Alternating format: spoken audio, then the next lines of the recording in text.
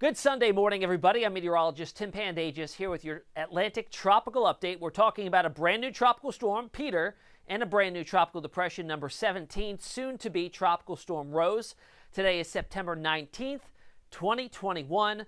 And the Atlantic Basin is quite active, and we've cleared out 2 columns of our names so far. We're making good headway on the 3rd. We've had Odette that's gone post-tropical in the North Atlantic, Tropical Storm Peter that has strengthened a little bit with a new recent update from the Hurricane Center, and then soon to be Rose. Now, something that's interesting about Rose is that if you go back to 1979, that was the year that the National Hurricane Center enacted a permanent 6-year rotating name list.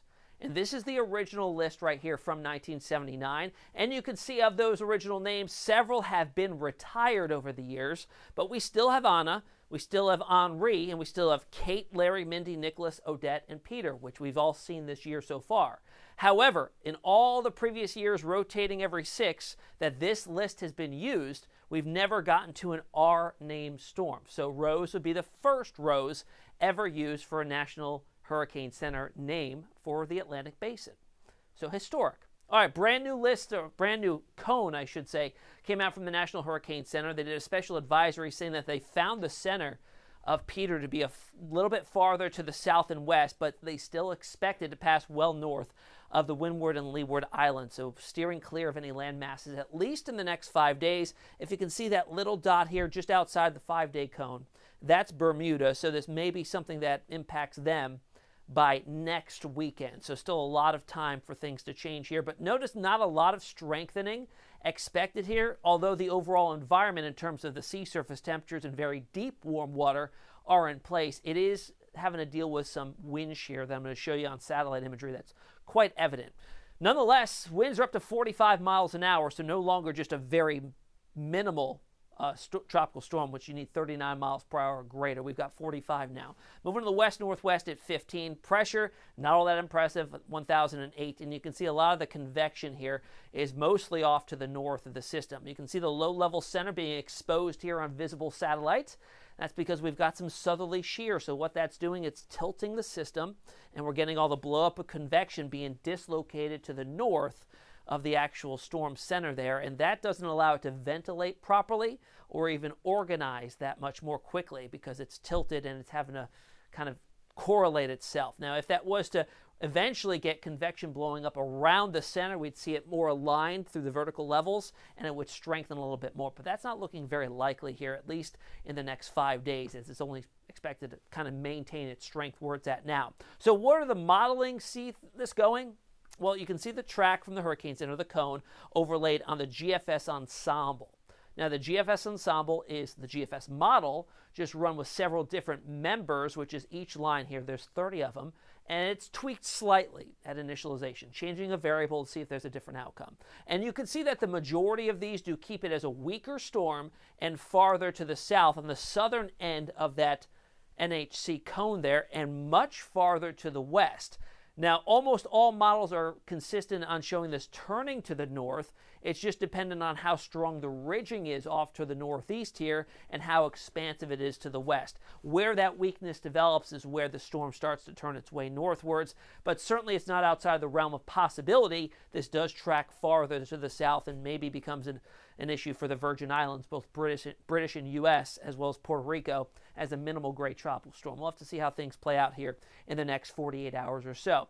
Regardless of that, the wind shear is certainly impacting the storm, but we've got warm sea surface temperatures. This is the skin of the ocean in the mid-80s. On top of that, the ocean heat content, that warm water extends down to a depth. So even with upwelling, we've still got plenty of energy available for the system to use if, in fact, it does become vertically aligned and is able to use that latent heat and absorb it and extract it from the ocean surface. It's certainly in a good environment to do so before it starts to turn its way to the north.